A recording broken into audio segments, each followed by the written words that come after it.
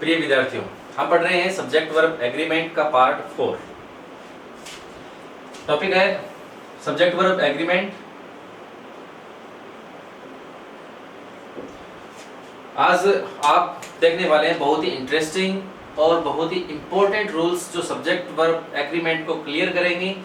तो बहुत ही आपको अटेंटिव होकर इस वीडियो को बहुत ही ध्यान से देखना है।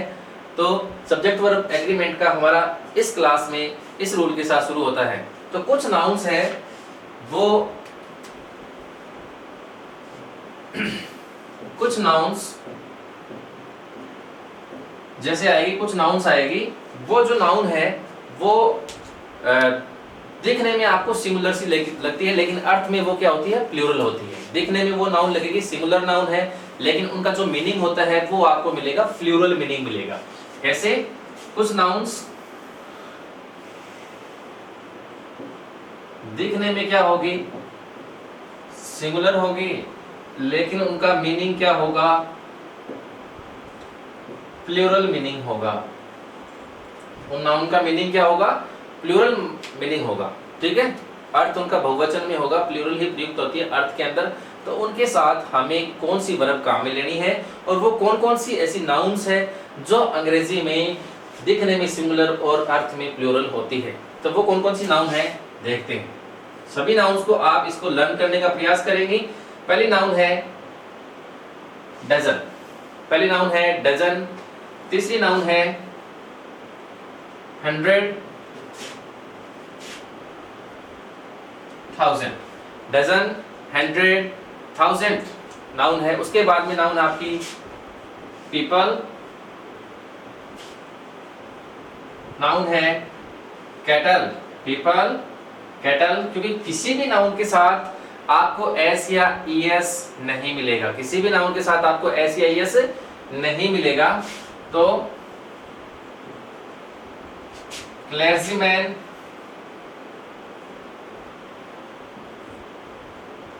क्लर्जी मिल सकता है, क्लर्जी आपको मिल सकता है। स्कोर, मिलियन,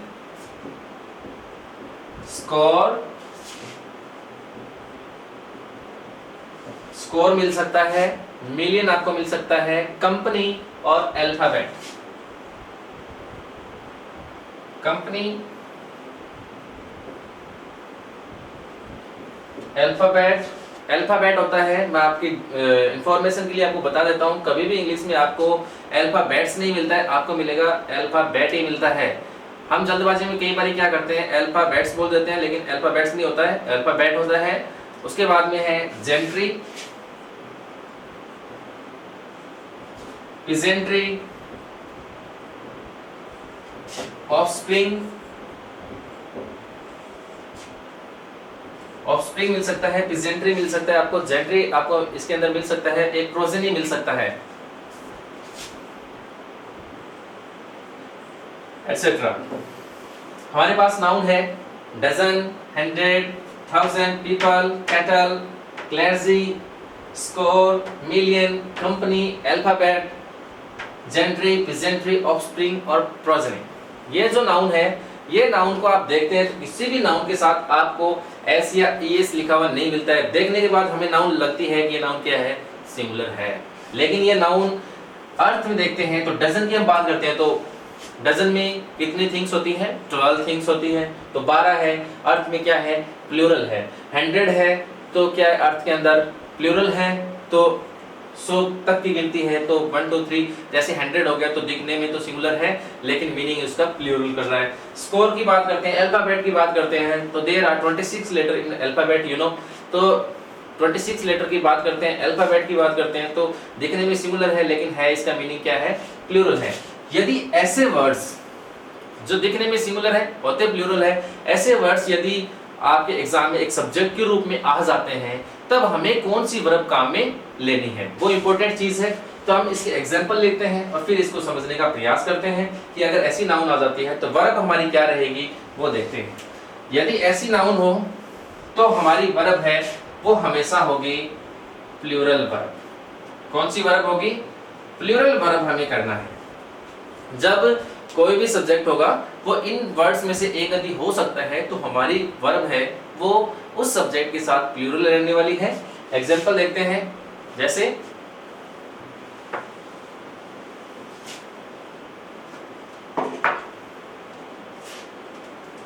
बात करते हैं कैटल से शुरू कर देते हैं। कैटल,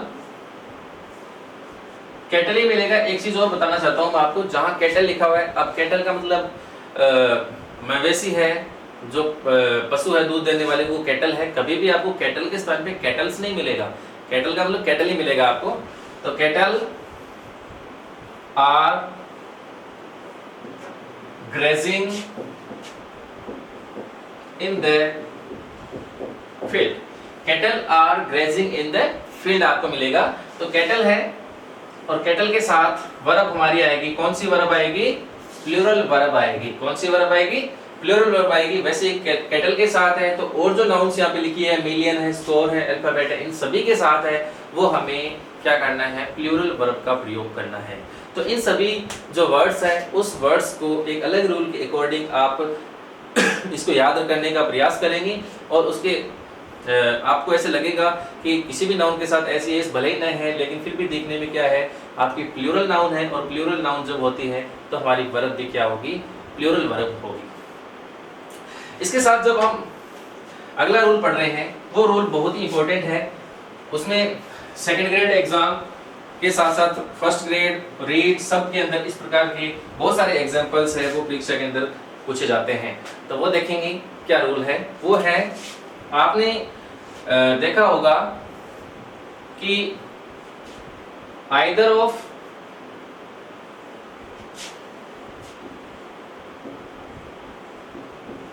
नाइदर ऑफ और each of, either of, neither of, each of से शुरू कोई सब्जेक्ट होता है। Either of, neither of, each of से कोई भी सब्जेक्ट है वो हो, सब्जेक्ट शुरू हो, यानी कोई भी सेंटेंस की शुरुआत के अंदर आपको मिलेगा each of, either of, neither of, लेकिन इनके बाद मिलने वाला है एक प्लूरल नाउन हमें मिलेगी। जैसे each of the students, each of the students, वैसे ही नाइदर ऑफ द वर्ड्स, ऐसे आपको मिलेगा। जैसे आपको each of, either of, neither of मिलेगा, उसके बाद भी जस्ट आने वाली जो नाउन होगी वो हमेशा हमारी क्या रहने वाली है? प्लूरल नाउन रहने वाली है। यहाँ जो दो नाउन्स मैंने लिखी है, द स्टूडेंट और द बॉयज लिखी है, ये दोनों ही नाउन, जो भी नाउन यहाँ पे आएगी वो नाउन हमेशा क्या होगी? प्लूरल नाउन होगी। ठीक है। और यदि ऐसा होता है कि नाउन तो भले ही प्लूरल है, ईच ऑफ के बाद में, आइदर ऑफ के बाद में या नाइदर ऑफ के बाद में नाउन है, ठीक है, लेकिन इनके साथ जो वर्ब आएगी वो हमेशा कैसी रहने वाली है? ठीक है, नाउन भले ही हमारी प्लूरल है आइदर ऑफ, ईच ऑफ के बाद में, लेकिन इन सभी के साथ जो हमारी वर्ब होगी स्टूडेंट्स, वो हमारी वर्ब होने वाली है सिंगुलर वर्ब होने वाली है।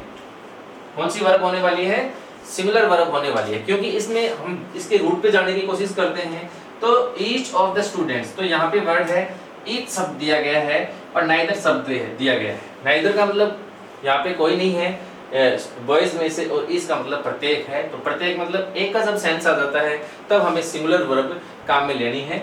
और इसके एग्जांपल्स यहाँ लिखे हुए हैं, each of the students, each of the students से शुरुआत करते हैं, इसके एग्जांपल्स हैं।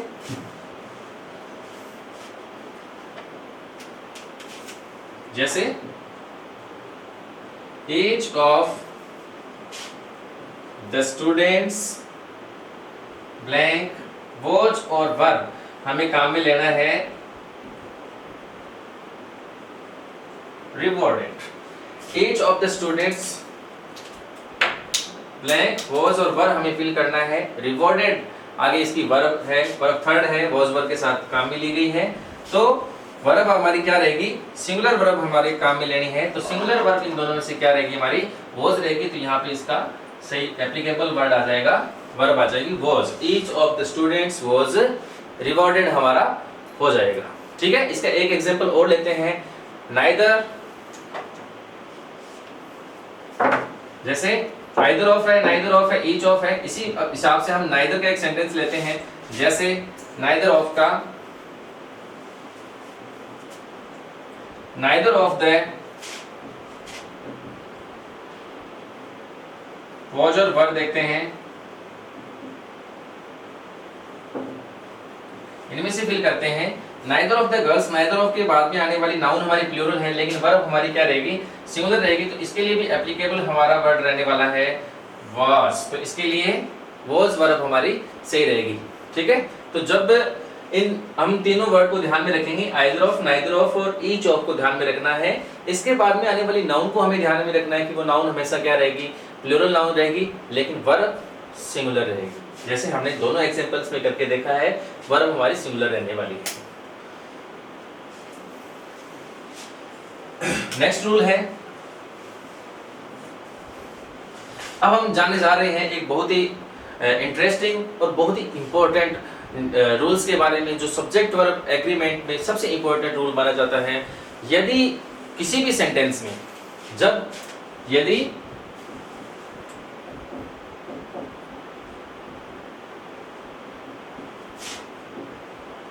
किसी भी सेंटेंस में, कोई भी हम सेंटेंस लिखेंगे, उस सेंटेंस में हमें क्या मिलेगा, ए नंबर ऑफ, हमें मिल सकता है ए नंबर ऑफ, हमें मिल सकता है लिखा हुआ a number of, a lot of हमें मिल सकता है, हमें मिल सकता है लॉट्स ऑफ मिल सकता है, रिमाइंडर ऑफ मिल सकता है,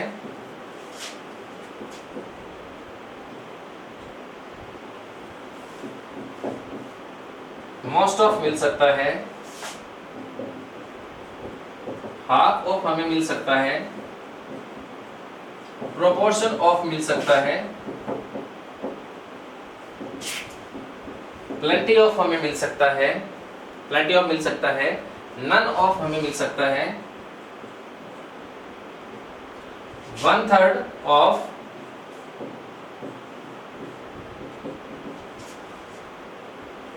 टू-थर्ड ऑफ, ऐसे और भी वर्ड्स है, जैसे मैनी ऑफ है,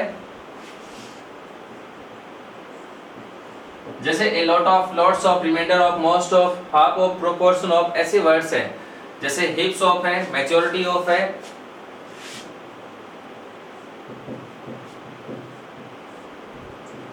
majority of, heaps of, etcetera. ऐसे अगर वर्ड्स हमें मिल सकते हैं जो जिनके लास्ट में मोस्ट, इसको याद रखने का तरीका ये है कि इनके लास्ट में आपको ऑफ लिखा हुआ मिलेगा। सारे जो मैंने यहाँ पे वर्ड्स लिखे हैं, नंबर ऑफ, लॉट्स ऑफ, ये रिमाइंडर ऑफ, एटसेट्रा, इन सब के बाद में क्या लिखा हुआ है, ऑफ लिखा हुआ है। ठीक है, एटसेट्रा लिखा है क्योंकि इससे रिलेटेड एक दो वर्ड आपको और भी मिल सकते हैं। तो अब हमें करना क्या है, यदि किसी भी सेंटेंस में शुरुआत इन सभी शब्दों से होगी, लेकिन इनके बाद में हमारी नाउन क्या है, इनके बाद में हमारी नाउन क्या है। सबसे पहले हमें यह देखना है कि वाक्य तो भाई इनसे शुरू हो गया है, लेकिन उनके जस्ट में बाद में आने वाली नाउन क्या है। तो यदि वो नाउन सिंगुलर होती है तो हम सिंगुलर वर्ब काम में ले लेंगे, और यदि वो नाउन प्लूरल होती है तो हम प्लूरल वर्ब काम में ले लेंगे। जैसे उदाहरण लेते हैं, जैसे a lot of books, A lot of books लिया, तो हमने ऑफ के बाद में आने वाली जो नाउन है वो नाउन क्या है। ठीक है, बुक्स है तो बुक्स है वो सिंगुलर नाउन है या प्लूरल नाउन है, कि जी ये है प्लूरल नाउन है। ठीक है, वैसे ही मान लो हमने ले लिया प्लेंटी, ले लिया ए प्लेंटी ऑफ शुगर ले लिया, ए प्लेंटी ऑफ शुगर ले लिया, तो शुगर के अनकाउंटेबल नाउन है और सिंगुलर नाउन है, और इसके साथ ये क्या है, सिंगुलर नाउन है,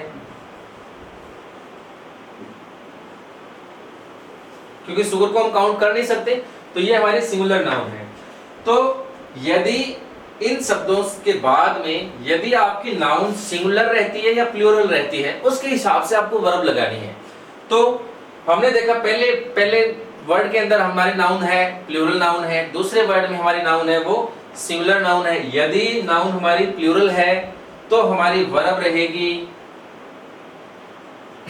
प्लूरल वर्ब रहेगी, और यदि नाउन हमारी सिंगुलर है तो हमारी वर्ब भी क्या रहेगी, सिंगुलर रहेगी। दोनों के एग्जांपल्स हम देख लेते हैं।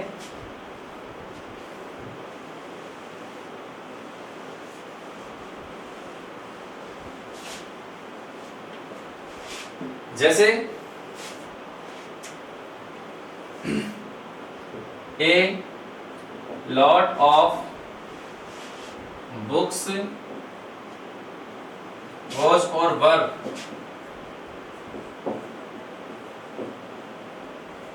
परचेज्ड आया है। ए लॉट ऑफ बुक्स वॉज और वर परचेज्ड। तो हमने देखा लॉट ऑफ के बाद में बुक्स है हमारी, प्लूरल नाउन है, प्लूरल वर्ब का प्रयोग करेंगे। प्लूरल वर्ब हमारे पास क्या है? वर है। प्लूरल वर्ब हमारे पास क्या रहेगी? वर रहेगी। दूसरा एग्जांपल देखते हैं, ए प्लेंटी ऑफ सुगर इज और आर में से करेंगे, रिक्वायर्ड लिखा हुआ है, तो ए प्लेंटी ऑफ सुगर तो अनकाउंटेबल नाउन है, सिंगुलर नाउन है, तो वर्ब भी हमारी क्या रहेगी? सिंगुलर रहेगी। तो यहाँ पे आ जाएगा is, A plenty of sugar is required हो जाएगा, और ऊपर वाला है ए lot of books were purchased, ऐसे हो जाएगा। इसके बाद में अगला रूल देखते हैं,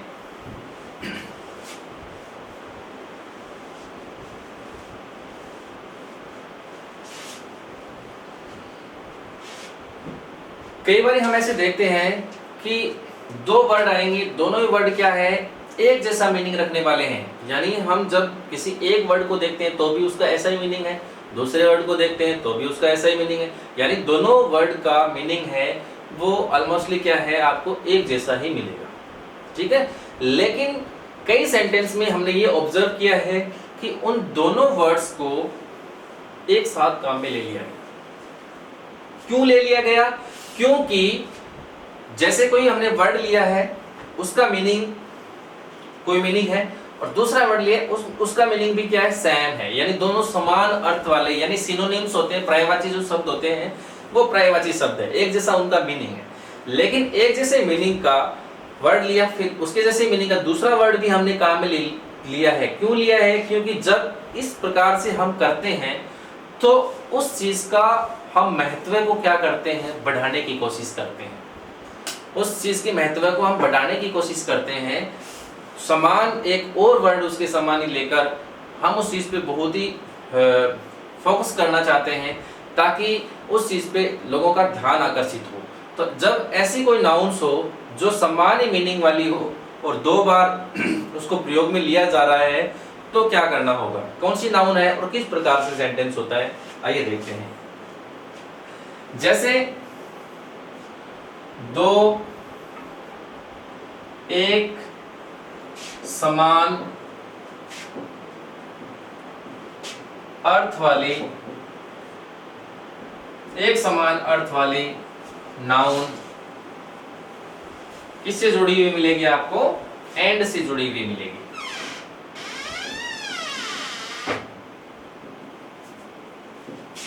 किससे जुड़ी हो?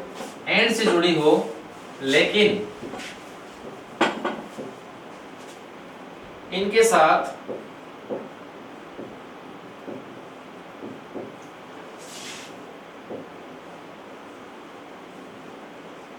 सिंगुलर वर्ब का प्रयोग किया जाता है।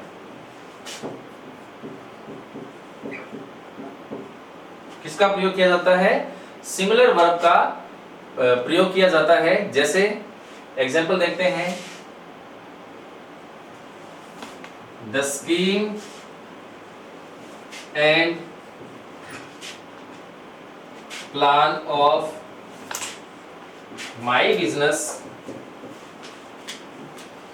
तो हमने यहां पे लिखा है the scheme and plan of my business. पहला जो वर्ड है स्कीम, इसका मतलब है योजना। दूसरा वर्ड हमने लिखा है इसके जैसा ही, वो है प्लान, और प्लान का मतलब भी क्या है? योजना। जब एक समान अर्थ वाली दो नाउन, पहली नाउन स्कीम, दूसरी नाउन प्लान, किससे जुड़ी हो? एंड से जुड़ी हो। तो एंड का ध्यान नहीं देना है, लेकिन दोनों एक समान जैसी वाली नाउन है, तो हमें क्या करना होगा? सिंगुलर नाउन, सिंगुलर वर्ब काम में लेनी है। कौन सी वर्ब काम में लेनी है? सिंगुलर वर्ब, ठीक है। तो my the scheme and plan of my business is enormous, is enormous, यानी यहाँ पे हमने किसका प्रयोग किया है, इज का प्रयोग किया है, क्योंकि वर्ब हमारी क्या रहेगी, सिंगुलर रहेगी। तो किसी भी दो वर्ड ऐसे हो जो दोनों क्या है, एक जैसे हैं, उनका मीनिंग क्या है, एक जैसा है, और किसी भी सेंटेंस में एंड से हमें उसको जोड़ दिया है, तो हमेशा सिंगुलर वर्ब भी काम में आएगी। The scheme and plan of my business is enormous. ठीक है, नेक्स्ट इसका एक एग्जांपल और लेते हैं।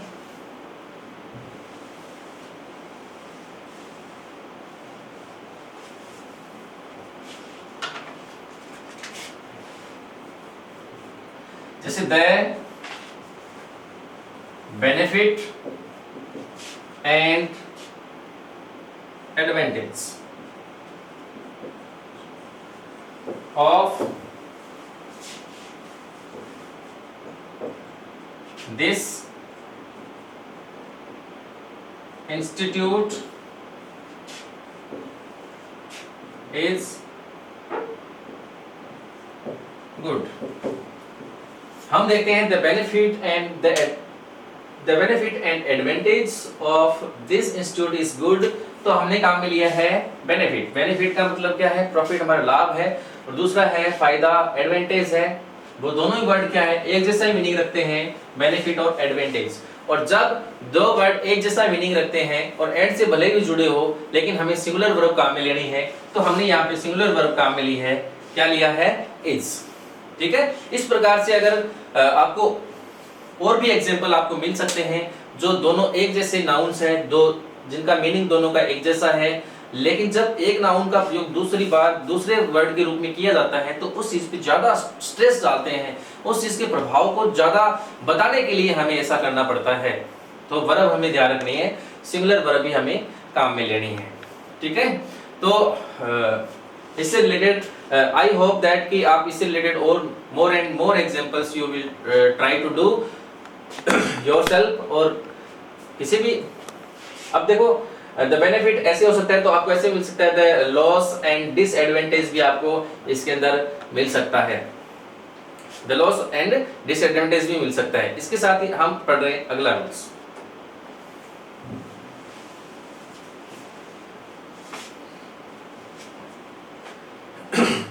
अगले रूल में ये है कि इसके जैसे ही हमने एक रूल पहले भी पढ़ा है, जैसे में मोर देन से हमारा सेंटेंस शुरू था, जैसे अब की बार हमें थोड़ा सा उसे थोड़ा सा डिफरेंट मिलेगा। वो ये है मोर प्लस आपको एक नाउन मिलेगी, कौन सी नाउन मिलेगी, प्लूरल नाउन मिलेगी। कौन सी नाउन मिलेगी, प्लूरल नाउन मिलेगी मोर के साथ, और उसके बाद में आपको एक कंपैरेटिव डिग्री का मिलेगा, प्रीपोजिशन मिलेगा देन, और उसके बाद में आपको मिलेगा वन। इस प्रकार से आपको मिल सकता है, जिसमें आपको more, plural, noun plus than plus one, किस प्रकार से है वो देखते हैं। जैसे मोर बुक्स देन वन, ऐसे मिल सकता है, मोर बुक्स देन वन। जो हमने पहले पढ़ा था उसमें ये प्लूरल नाउन नहीं थी, सीधे था मोर देन वन। जब मोर देन वन होता है तब तो हमेशा सिंगुलर नाउन आती है, लेकिन मोर के बाद में हमेशा नाउन क्या रहेगी, हमारी प्लूरल नाउन रहेगी। और उस प्लूरल नाउन के बाद में वन लिखा हुआ लास्ट में आपको मिलेगा। जैसे इसके साथ और भी आपको देख सकते हैं, मोर बॉयज देन वन। सबसे पहले मिला हमें मोर, प्लूरल नाउन, देन और वन मिला। ठीक है, अब हमें क्या करना है कि आगे जो हमें वर्ब फिल करनी है, तो वो हमारी कौन सी वर्ब रहने वाली है। ठीक है, तो वो वर्ब हमारी रहेगी प्लूरल वर्ब। कौन सी वर्ब रहेगी, प्लूरल वर्ब रहने वाली है। आपको इस चीज का नोटिस करना है कि जो हमारी वर्ब होगी वो प्लूरल वर्ब रहेगी। More than, more plural noun के साथ जब देन आ जाता है, तो जैसे more books than one was oblique were destroyed।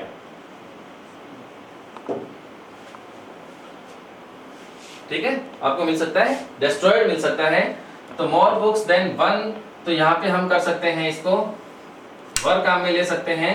तो more books than one were destroyed, क्योंकि वर्ब हमारी आएगी प्लूरल वर्ब आने वाली है। कौन सी वर्ब आने वाली है, प्लूरल वर्ब आएगी। ठीक है। वैसे ही more books than one, has और हैव काम में लेने वाले हैं, हैज, हैव, कम तो हमें प्लूरल वर्ब काम में लेनी है, तो यहाँ पे हमने प्रयोग कर दिया है हैव का प्रयोग कर दिया है। किसका प्रयोग कर दिया है? हैव का।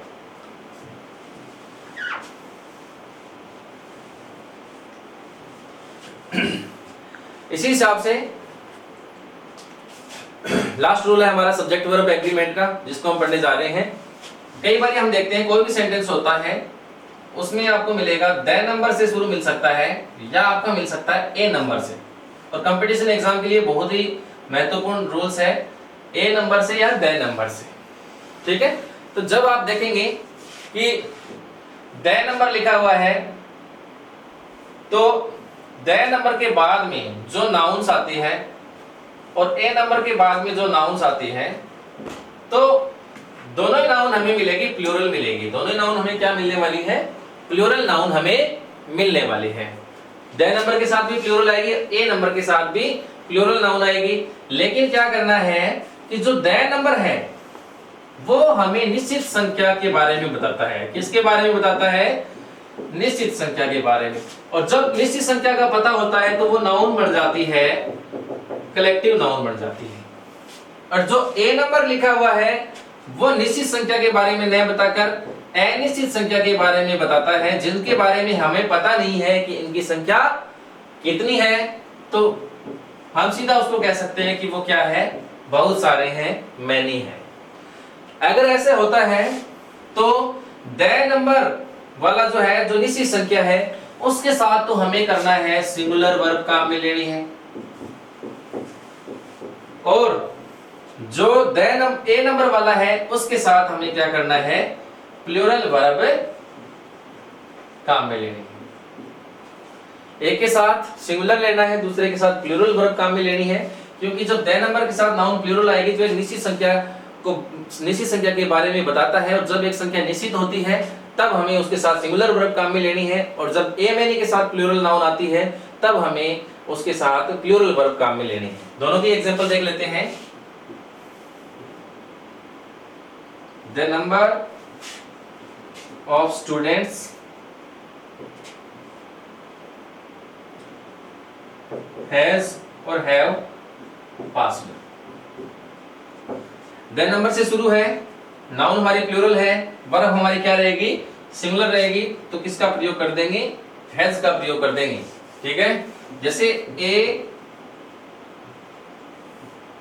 नंबर ऑफ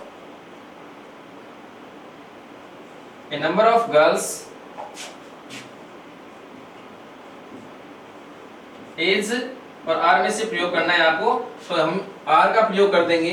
क्यों कर देंगे? कि ए नंबर ऑफ गर्ल्स है जो अनिश्चित संख्या के बारे में बताता है, यानी वो मैनी है, अनेक है, बहुत सारी है, तब हमें इसके साथ प्लूरल वर्ब का प्रयोग करेंगे, आर का प्रयोग करेंगे। ठीक है, तो ये था हमारा सब्जेक्ट वर्ब एग्रीमेंट। लेकिन इसके साथ एक नोट लगा के एक चीज और लिखनी है, जो एक प्रथम सब्जेक्ट के साथ आपके लिए बहुत ही काम की चीज है, वो मैं और बता देता हूं। जैसे कई बार हम ऐसे देखते हैं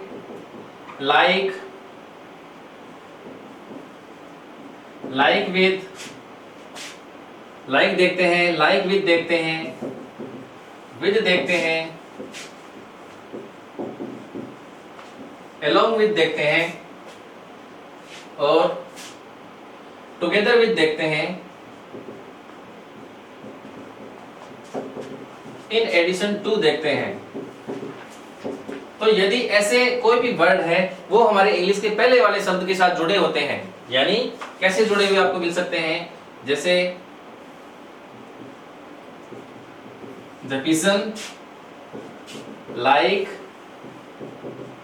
other words,